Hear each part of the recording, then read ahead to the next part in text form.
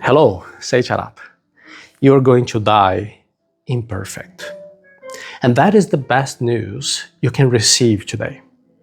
If that sounds strange, you can answer me. How many hours have you wasted trying to be perfect? How many projects have you failed just to start because you are not ready yet? How many opportunities have you missed because you're waiting for the perfect moment? The pursuit of perfection is a prison. And today I'm going to be showing you the key to escape from it. Perfection is an illusion that is destroying your life. When you open any social media, what do you see? People living their dream life, sculpted bodies, impeccable homes, paradise vacations, always smiling families. Nobody fights, nobody has pimples, everybody wakes in a great mood, but it's a lie. Now, I'm not saying that people are consciously lying, it is like a filter. I'm saying that they're filtering, they're showing you only the best 5% of their lives, and the other 95% is hidden. People are not showing you their anxieties, their problems, that is not included. So what do? You are comparing your 100% real life with the other people's 5% edited, filtered life, and then you feel inadequate. Well, you're comparing reality to fantasy. And there is a Japanese philosophy that can change everything that is called Wabi-Sabi. Wabi-Sabi is not a Japanese food or anything like that. It is a different style of seeing the world. When you look at Instagram, it looks like perfection. Wabi-Sabi is showing you that true beauty is in the imperfection. That mug that you love has a tiny chip, and that is okay. That's a moment when you notice that your scar is telling you a story. You see, when you have Wabi-Sabi, you don't see these as problems. It's part of the character, and that changes everything. When you see that you can be satisfied with the imperfection. And there is no such thing as a perfect person. There is no perfect relationship. There's no perfect job. And it's so good. It's like that. If everything would be perfect, it would be boring, it would be dull. Without story, the problems that we have, these imperfections are what makes us unique and interesting and memorable. It's like the crack in the vase that makes it special, the crooked way of smiling that makes people unforgettable. When you accept that nothing is perfect, you can stop this prison that you have. You can liberate yourself. You stop comparing yourself to impossible ideals, and then you have more energy left for what truly matters. And also, you can see yourself as a work in progress. Nothing is finished. You're not a finished product. You are an ongoing process. The mistake you made yesterday, it is like a building material for the person you're going to be tomorrow. The project that didn't go as you're planning, it is accumulated experience for your next project. Now, the problem is that we want to have absolute certainty. We want the ideal conditions before we start, so we never start anything. And Wabi-Sabi says it's okay to start with imperfection, because your life, your progress is within imperfection. If you're waiting to be ready to live your authentic life, to carry out your projects, to go after your dreams, well, you will never be ready. That's exactly what you need to understand right now. You can go to the link arato.se/planning your life, so you understand how to plan a real life, not a perfect life.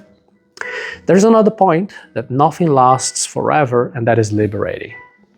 The good phase will end, but the good side, the bright side, is that the bad moments will also end. Everything is temporary. Everything passes, everything changes. So when you deeply understand this, there are two things that happen.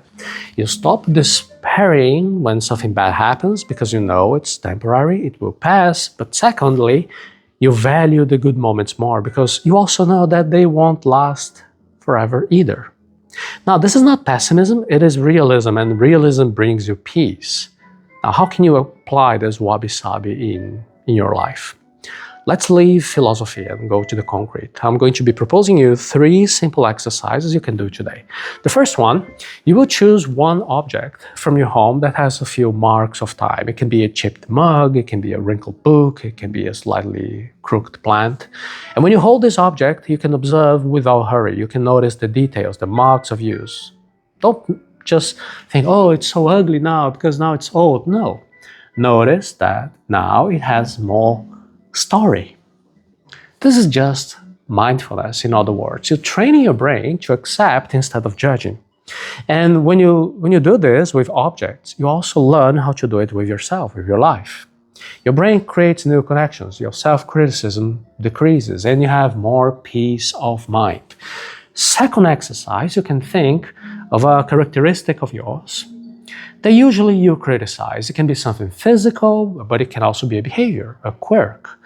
You can pay attention to the negative thoughts that arise about that, and then now you can respond to these thoughts as if you're talking to your best friend. Would you tell your best friend, oh, what a shame, you're such a failure? No.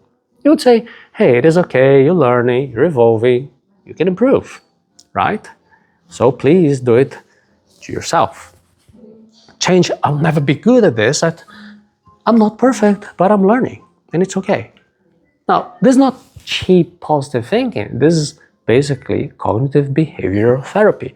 When you're challenging your negative thinking to build a more realistic response, what happens is that your brain literally changes. And over time, this new way of thinking becomes automatic. Now, the third exercise in the next simple moment of your day can be a coffee, can be a sunset, the moment when you are with somebody you like, somebody dear, you can concentrate totally in the now.